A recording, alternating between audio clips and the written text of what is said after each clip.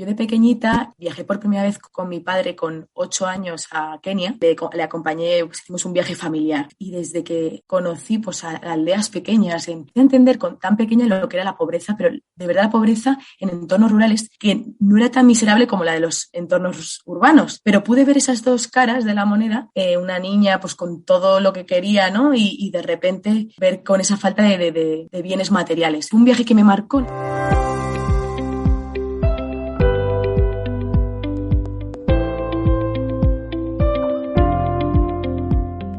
En este podcast descubriremos historias de voluntariado y conoceremos cómo diferentes ONGs, fundaciones y empresas de impacto social están ayudando a transformar y mejorar la sociedad.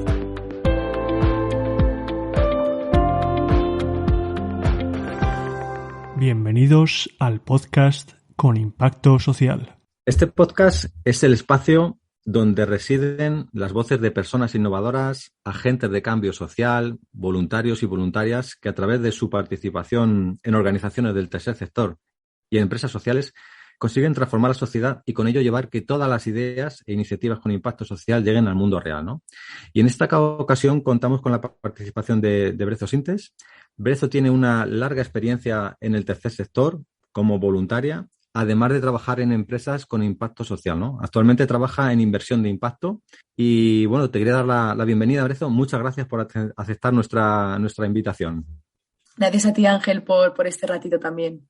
Bueno, para los que no se hayan sorprendido por el nombre, porque a mí me sorprendió con el nombre, Brezo, por lo que he estado viendo, es un nombre de niña de origen escocés, ¿no? Y que es una especie de arbusto pequeño de flores blancas, ¿no? Que crece en zonas rocosas. Es una de las cosas que me llamó poderosamente la atención cuando escuché tu nombre, ¿no? O si estoy equivocado, corrígeme.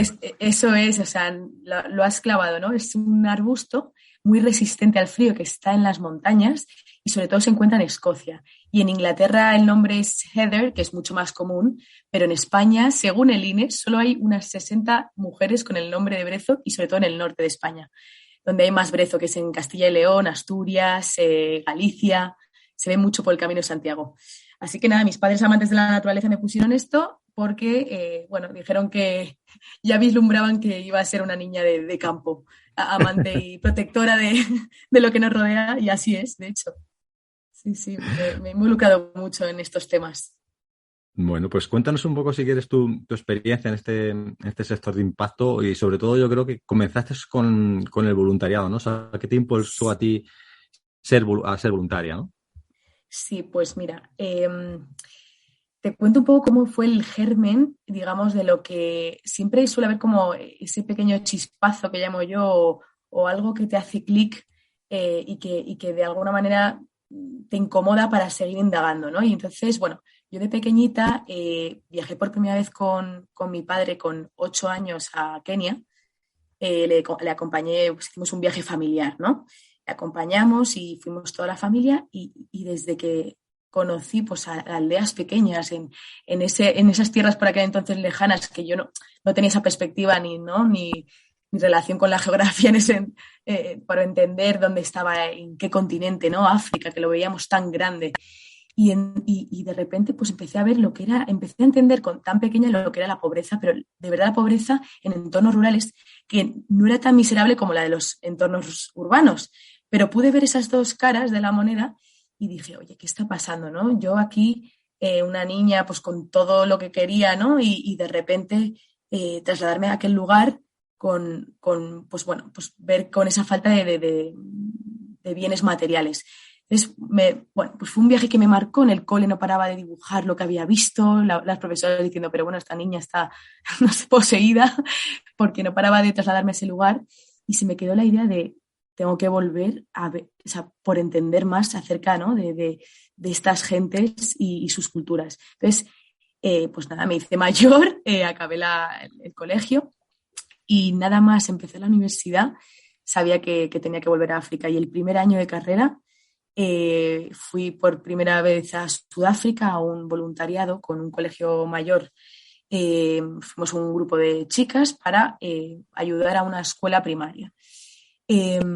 Y ahí fue cuando entendí un poco cuáles eran las dinámicas, ¿no? de ciertos países africanos, ¿no? Sudáfrica por aquel entonces, estábamos en la zona norte, no era de los países más problemáticos de los 54 que hay en el continente africano, pero bueno, ya empecé a entender, ¿no? De la política, de cómo había sido extraviado mucho tiempo el continente, y esto me llevó a que yo hacía, imagínate, una carrera de económicas, o sea, hice administración de empresa y iban avanzando los años y yo todos los veranos decía, no, o sea, yo voy a ahorrar para irme todos los veranos para allá, para entender, seguir entendiendo varios países. No me iba a quedar con un ejemplo de Kenia ni con un ejemplo de Sudáfrica.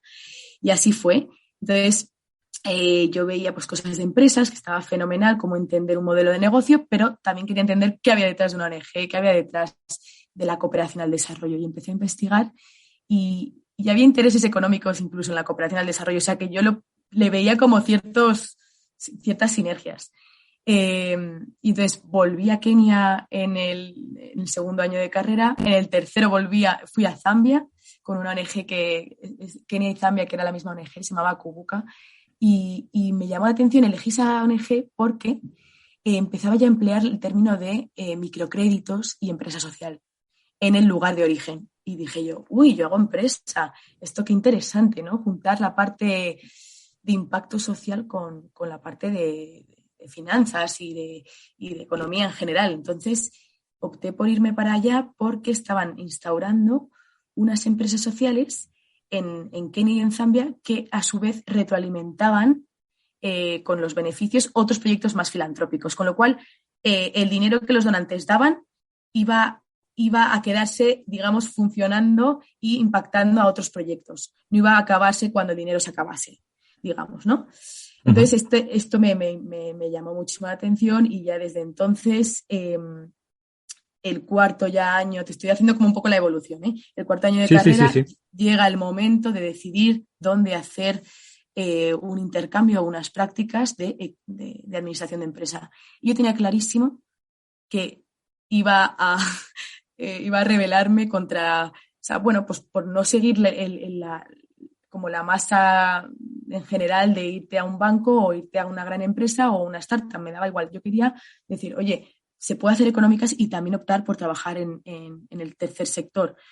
Es verdad que por aquel entonces era algo disruptivo porque la gente no veía esto como una opción y les dije en cuarto de carrera, conozco una ONG en Senegal, yo además siendo francesa dije, oye, se habla francés en este país, os hago una propuesta, me voy a ir 6 meses a trabajar en una ONG y esto lo quiero convalidar como prácticas.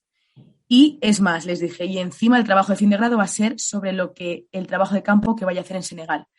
Cojo una temática que sea relacionada con economía y os juro que sacaré de ahí en la tesis. Y bueno, fue una lucha constante con la Facultad de Económicas poder hacer prácticas en Senegal y hacer el último intercambio, pero lo acabé consiguiendo. Fui la primera de la Facultad de Económicas de la Autónoma en hacer estas prácticas de cooperación al desarrollo y abrí la veda que otros pudieran hacerlo haciendo ADE o economía, que era como algo raro.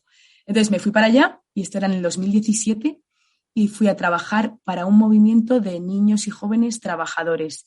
Era defender los derechos de la infancia y a la vez estudiar el empleo, o sea, el tejido de empleabilidad de jóvenes en un país africano donde suele repetirse un patrón que el 60% de la población activa tiene menos de 25 años. Entonces, ¿cómo dar trabajo a esta juventud cuando el 80% es un sector informal? Entonces, bueno, fue esta mi tesis y la verdad que fui haciendo un trabajo de campo, me iba moviendo por áreas rurales y haciendo encuestas a jóvenes. También me metía en sus negocios, cómo era su día a día, cómo emprendían en un contexto con tanta falta de infraestructura y de redes y de apoyo económico, ¿no? Entonces así fue, o sea, ya me metí de lleno en la cooperación al desarrollo, habiendo hecho administración de empresas, me dieron la tesis y la aprobé y enseguida me hice un máster de Relaciones Internacionales y Estudios Africanos para entender todo esto. Porque el problema es que una ONG está muy bien trabajar en una ONG, que es lo que hice en Senegal, pero es muy a nivel micro. Y quería subir un peldañito más para entender que sí que todo el trabajo que estaba haciendo de tercer sector y de cooperación al desarrollo, subir un peldaño para ver también a nivel geopolítico qué estaba pasando. Entonces, está muy bien trabajar a nivel local en ONGs, pero tienes que entender qué está pasando en el gobierno de ese país, qué está pasando en la región y además a nivel mundial, hasta las Naciones Unidas, qué está haciendo, ¿no? Entonces, así fue. Quiero parar aquí porque es verdad que si no lo puedo alargar mucho, No, pero no, para nada, para nada. Lo estás haciendo súper interesante porque o sea, realmente este es un poco este recorrido y sobre todo esta parte de conexión del tercer sector con la empresa social, que yo creo que es un poco la tendencia hoy actual, ¿no? De realmente que está evolucionando ya que las empresas se conviertan en empresas con propósito, ¿no? Y realmente tú ya lo veías eso hace muchísimos años, ¿no? De ver que realmente había que evolucionar realmente a esa conexión entre empresa y tercer sector, ¿no? Que no eran mundos completamente separados, ¿no? totalmente. De hecho, Ángel, es que lo has clavado. Pues al final yo tuve una lucha en la carrera porque no había, o sea, te daban recursos humanos, te daban estructura económica, estadística, ¿no? Y econometría, pero las optativas del cuarto año, que yo me acuerdo antes de irme a Senegal, que decidí hacer responsabilidad social corporativa porque fue lo único que vi que había una pequeña luz de esperanza de juntar lo social con la empresa. No había por aquel entonces, te estoy hablando de no hace tiempo, o sea, no hace mucho tiempo, pero la RSC, la responsabilidad social corporativa, lleva existiendo pues unos 20 años. Entonces, sí que me daba pena que no se instaurara más en el temario académico, ¿no? Entonces, bueno, pues hice esa optativa, éramos muy poquitos en clase, era como todo, bueno, pues te da un poco de coraje, ¿no? Que no hubiera esto en la carrera de administración de empresa, cuando al final, y esto lo tuve súper claro haciendo administración de empresa, ¿qué mueve más rápido los cambios que se necesitan en el mundo para paliar las problemáticas sociales? Lo que se mueve más rápido es el sector privado, antes que el público. Esto lo tuve súper claro a la hora de decidir si me quedaba trabajando en la cooperación del desarrollo o volvía al sector privado. Y es que se ha visto hasta en la pandemia. Ante problemáticas sociales, ¿quién responde más rápido? Las pymes estuvieron en España haciendo máscaras, o sea, mascarillas, haciendo gel hidroalcohólico o poniéndose en marcha incluso revistiendo sus fábricas para hacer otro tipo de productos adaptados a lo que necesitaba en ese momento la sociedad, ¿no? Entonces, Exacto, ¿no? con esto quiero decir que me di cuenta mucho antes que no era tan locura juntar hacer algo social con la empresa, porque la empresa tiene mucho capital, tiene un talento maravilloso y tiene las herramientas del mercado para ponerlo manos a la obra y actuar rápido, eficazmente, que tanto se habla de eficacia, pues que ojalá esa eficacia sea para la sociedad, ¿no? Porque ya sabemos que hay una burocracia detrás del sector privado, del sector público y es un mastodonte que al final pues tarda en moverse, ¿no? Tarda en actuar y con muchas políticas que para mi gusto están obsoletas. Entonces, bueno, con esto recopilo y es decir, ahí cuando ya empecé a ver que había un nexo entre el mundo de la empresa con esto de social y encima ya conocía el término empresa social, que empezó en Estados Unidos, luego en Inglaterra y además luego ya empezaba a trasladarse a España dentro de ese ecosistema de responsabilidad social corporativa, pues fue ya como el culmine de decir, ya está, o sea, no me he equivocado, voy a seguir por la vía del emprendimiento social y seguir indagando. Y así fue cuando cuando terminé el máster, me fui a hacer microfinanzas a Perú con la Fundación BVA de Microfinanzas. Ahí seguí indagando y seguía luchando para juntar finanzas y social y me fui a los Andes, a una pequeña ciudad de provincia, a trabajar con cooperativas de mujeres que se juntaban, recolectaban sus pequeños ahorros y montaban negocios conjuntos o individuales según cómo se configurasen. Esto fue maravilloso. Empecé a investigar sobre el padre de las microfinanzas, Mohamed Yunus, que he tenido la ocasión el año anterior de conocerlo en persona en Berlín. Y así fue, abrí la veda a este campo y cuando vuelvo de Perú, pues digo, bueno, ¿y ahora qué hago? Si ya me han encantado estas prácticas de microfinanzas, pero es verdad que está habiendo de este tipo de empleo en España, ¿no? ¿Qué hay? Entonces, casualidades de la vida, pues acabé trabajando de periodista.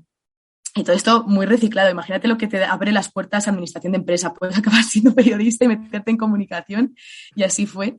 Me metí en un diario digital muy específico en responsabilidad social corporativa. Se llamaba, bueno, se sigue llamando Diario Responsable, que fue el que inició hablar de temas tan nicho en España.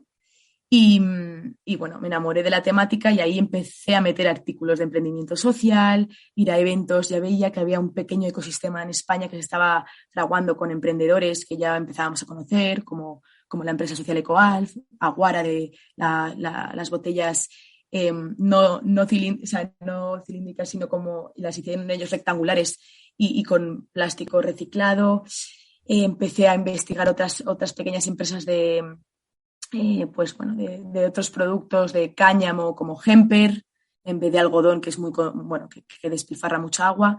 Y así fue, a través del periodismo, como abrió una puerta a este sector que se llama, que lo llaman un poco el cuarto sector, que es el de las empresas sociales, que no tiene encaje hasta el año pasado, que ya se aprobó por fin que tuviesen una figura legal.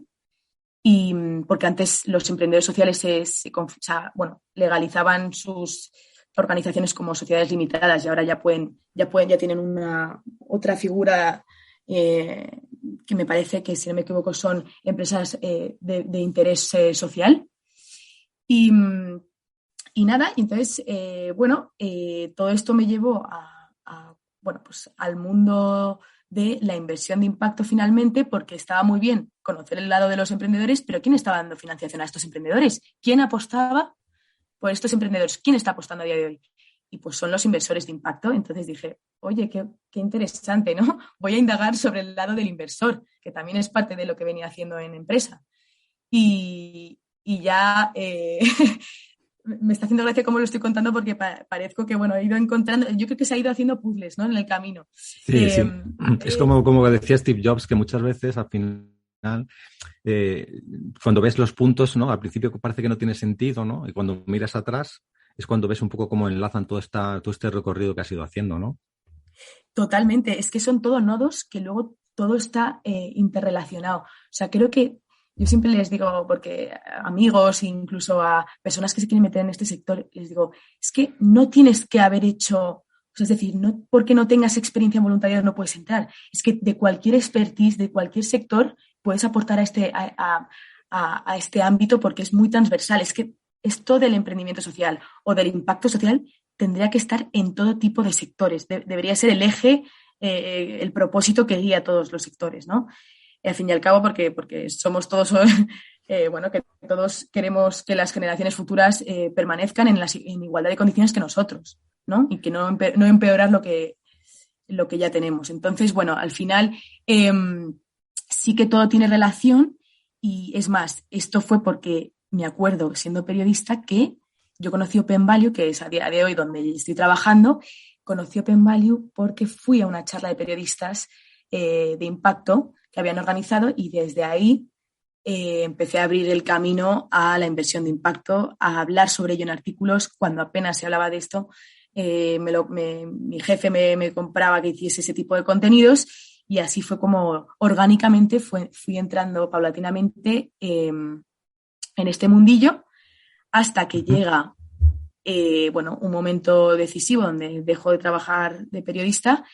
Me voy unos cuantos meses a una empresita social, de hecho, a trabajar en Benin, en el África, la parte occidental, de habla francesa, y aterrizo ahí en febrero del 2020, con lo cual, imagínate, COVID llega, pues cierran en marzo, ¿no? Pues yo me encontraba en Benin, trabajando en una empresa social de karité, cooperativa de mujeres, que artesanalmente hacían manteca de karité y lo transformaban en productos cosméticos para enviarlo a Europa.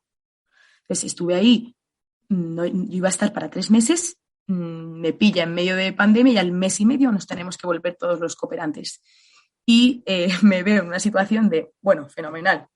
Ya he vivido la parte de empresa social en un país africano, donde lo estaban haciendo in situ, porque no quería hacerlo desde España, quería vivirlo con las mujeres, desde el lado más humano, cómo trabajaban toda esa parte de transformación de materia prima, de acompañarlas.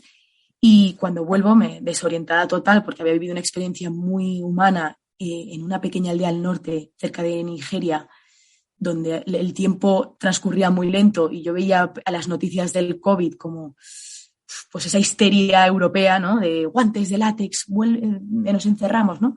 Entonces, imagínate mi percal al volver a España y me encierro, gracias a Dios, en el campo, en una granja que tenemos, que es otro proyecto que tengo relacionado con el impacto medioambiental familiar, que es una granja escuela. Me encierro ahí y decido, pues, empezar a buscar trabajos que fuesen realmente, que nunca dejasen de ser la persona que soy. Es decir, yo nunca, o sea, tenía muy claro que iba a empezar a mirar, a buscar trabajo en empresas sociales o fundaciones que apostasen por la inversión de impacto, o incluso te podría decir que hasta empresas más consolidadas, pero que fuesen B Corp. Es una certificación que dan a las empresas cuando tienen el triple impacto, ¿no? Que son, pues tienen un modelo de negocio, tienen impacto social y medioambiental. Entonces empecé a mirar y Open Value surgió. O sea, me volví a encontrar con Open Value porque sacaron una vacante y nada, querían un puesto para comunicación, formación y la parte que llaman ellos mentes, ¿no? De divulgación, de qué es esto de la inversión de impacto en España. Y bueno, pues Ángel, así fue. En septiembre de 2020, ya por fin, entré en la fundación y como digo siempre, pues no había dejado para mí el voluntariado lo hacía, vamos, completamente por pasión y más que nada por conciencia, ¿no? O sea, siempre súper consciente de que todo lo que haces en la vida no solo das, sino también que te lo devuelve la vida, ¿no? Entonces, siempre como voluntario hay que pensar que a veces sé que es un cliché, pero recibes más de lo que das. Y es así, porque nosotros tenemos fecha límite cuando hacemos voluntariado, pero la experiencia que te llevas en tu mochila de aprendizajes es inmensa. O sea, no hay palabras. Sí, no. Y cuéntanos si quieres un poco en detalle o en la medida que puedas qué hace Open Value Foundation, así brevemente para que sepamos, porque has hablado en tu recorrido de ahí, pero no sabemos exactamente, porque conozca a las personas que nos están escuchando, qué tipo de actividades hace Open Value Foundation. Fenomenal. E intentaré resumirlo porque hay tanto. Supongo que es complicado. Que es complicado.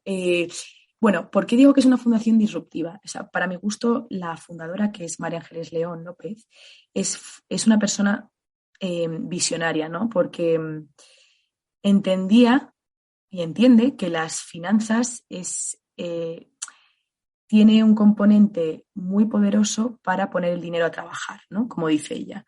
Y empleándolo bien en buenos sitios, se puede lograr un impacto multiplicador, ¿no?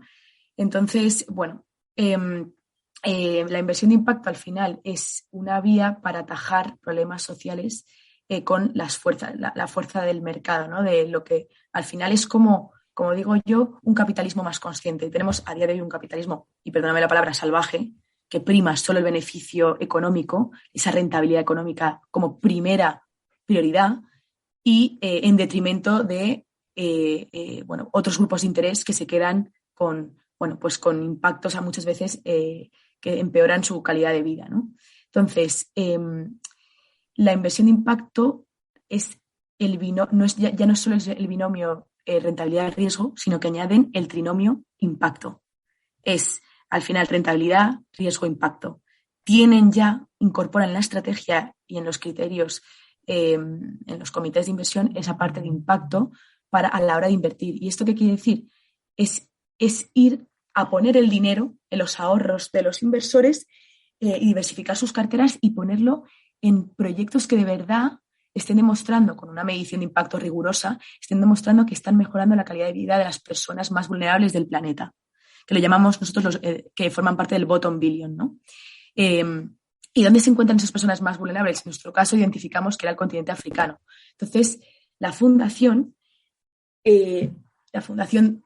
puso el foco en el continente africano, en pequeños emprendedores, incluso en proyectos que estuviesen creando empleo, porque entendemos que la creación de empleo para nosotros es una forma de paliar la pobreza. Es para nosotros hemos encontrado que es la mejor herramienta en la creación de empleo, ¿no? Más que pues, las políticas que puedan existir de cooperación al desarrollo, que luego, una vez acaban, el proyecto muere cuando se va cuando la financiación desaparece, ¿no? Entonces, es crear una sostenibilidad a largo plazo y nosotros lo llamamos capital paciente. Es decir, todo lo que hacemos es mirando a largo plazo, entendiendo que los ritmos van a ser mucho más lentos. Lo que les exigimos a los emprendedores pues, es con un tiempo, con préstamos a 5 o 10 años, con tipos de interés mucho más bajitos y entendiendo con ellos, haciendo una asistencia técnica, entendiendo el modelo de negocio, ayudándoles a que también capten a otros inversores. O sea, es desde que entran nuestros proyectos nos volvemos como un matrimonio, digamos, con los emprendedores, ¿no?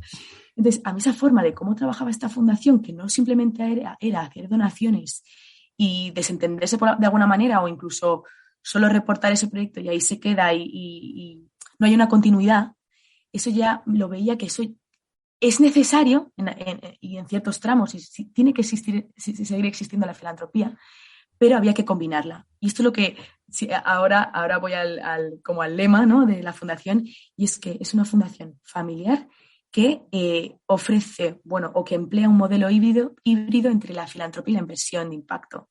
Entonces, claro, imagínate estos términos. Cuando yo empiezo a leer esto, digo, pero estos cómo son tan, ¿no?, tan modernos. Y al final tenía todo el sentido, ¿no?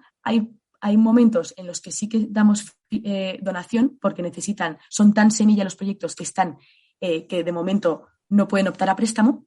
Entonces, en esos pequeños tramos iniciales les damos donación, pero luego cuando ya consiguen consolidarse un pelín, ya empezamos a dar préstamos. Entonces, de tal manera que ese gap de financiación que encuentran los emprendedores sociales, porque ningún banco les financia o porque ninguna otra fundación les estaba financiando, nosotros entramos ahí en juego. Y hemos sido de las pocas fundaciones en España que empezó a abrir esa vía de financiación para estos emprendedores. Y entonces, a día de hoy, ¿qué tiene la fundación? Claro, empezó poco a poco, a nivel práctico, en el área de oportunidades que llamamos nosotros, a abrir oportunidades, a llevar esto a cabo en España también y en el continente africano, pero no solo bastaba con la práctica, sino que había que explicarle al mundo y en España en concreto qué era esto, ¿no? Qué es lo que estábamos haciendo. Entonces se abrió otra área que era abrir mentes para divulgar con informes, haciendo cursos online que tenemos a día de hoy sobre inversión de impacto, sobre medición, incluso Venture Philanthropy, que es lo que llamamos, que es una filantropía estratégica resumida y traducida a nuestro entorno. Era esos términos que la gente empieza a entenderse y que encima lo ponen en el cajón desastre de sostenibilidad. Nosotros somos más exigentes, por ejemplo, la inversión de impacto es más exigente que los criterios ESG. Entonces, empezamos a explicarle esto a ciertos inversores, a ciertos filántropos, hasta periodistas, porque empezábamos a ver que empezaba a salir esto de la inversión de impacto en los medios de comunicación.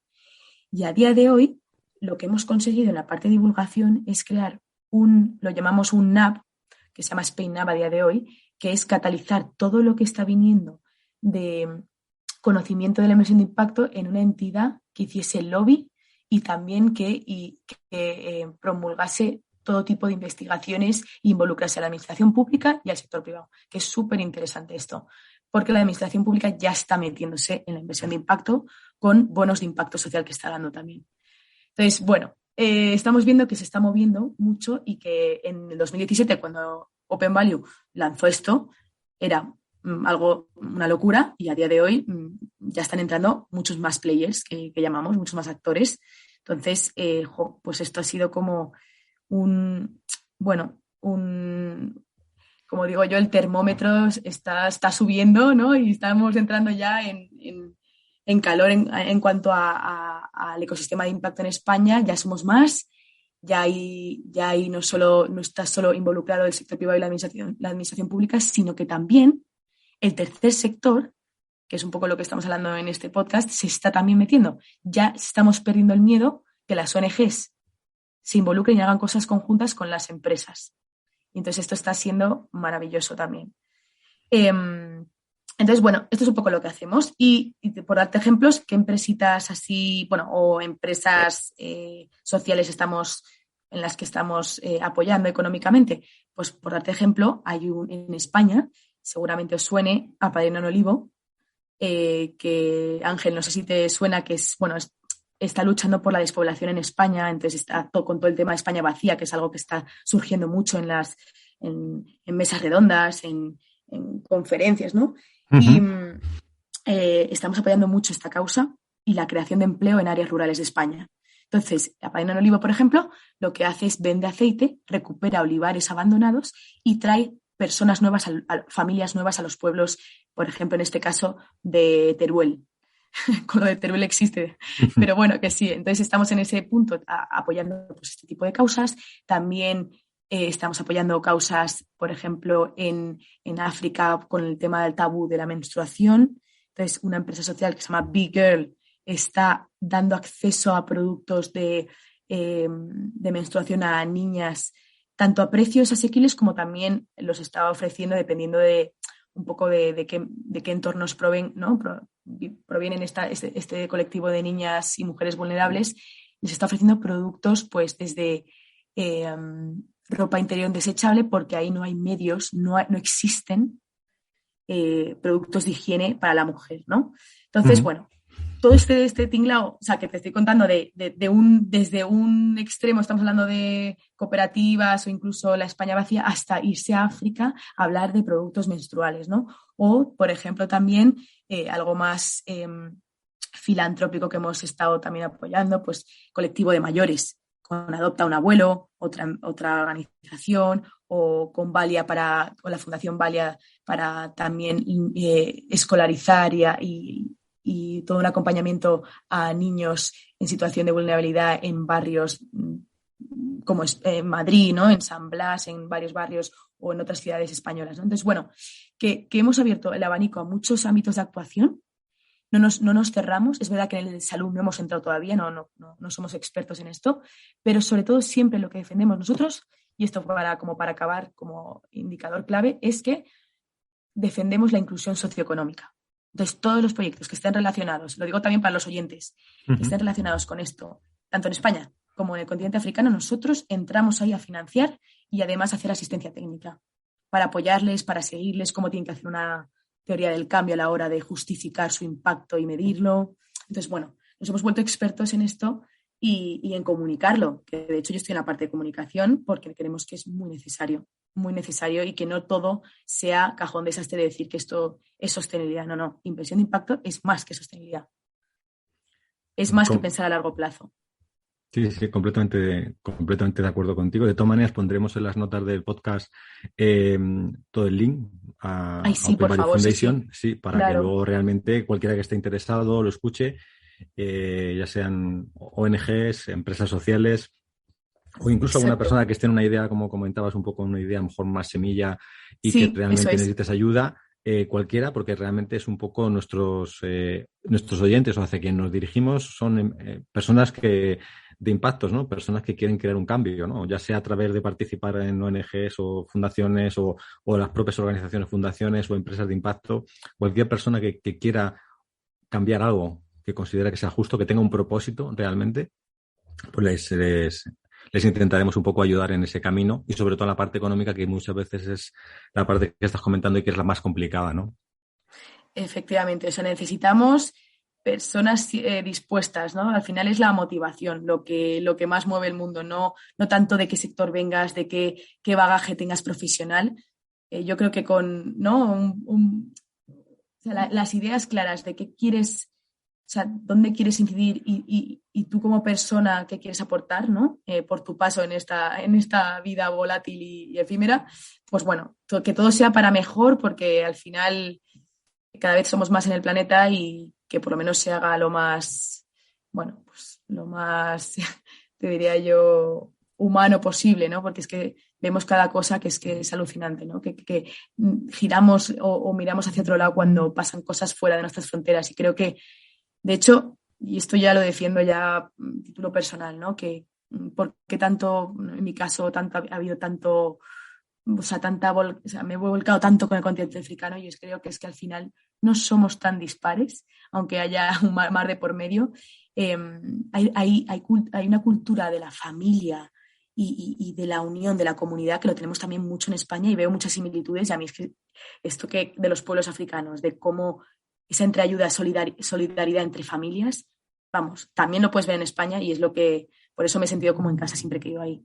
Entonces, vamos, que no es tan lejano y creo que todos podemos hacer algo para que haya empleo allí, que el talento joven que hay salga adelante y no tengan que emigrar con esas condiciones a Europa como el paraíso que creen que es Europa y que mueran por el camino, ¿no? Entonces, bueno, no quiero ponerme aquí intensa, pero que vamos, que creando empleo en el lugar de origen, que es lo que estamos haciendo con la Fundación, es para mi gusto una de las claves que he entendido más allá de la cooperación que se puede hacer desde el lado del sector privado.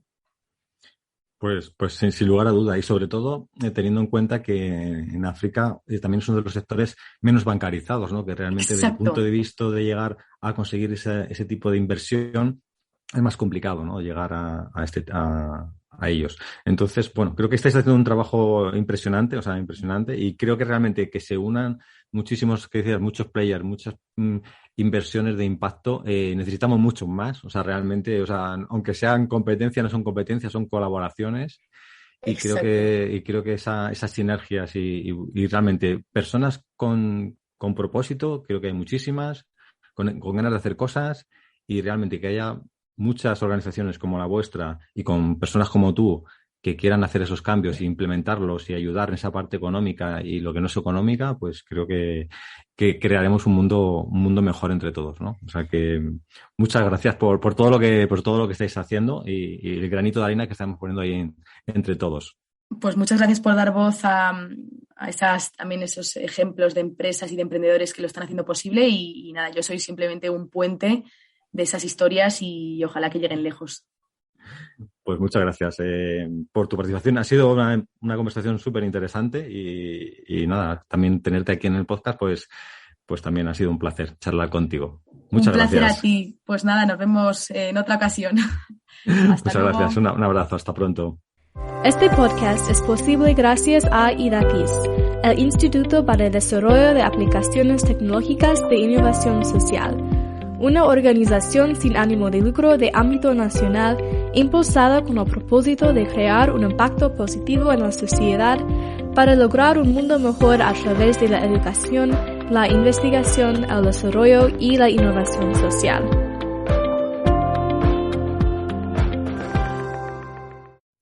Gracias por escuchar nuestro podcast. Si te ha gustado y quieres ayudarnos, compártelo y crea impacto social.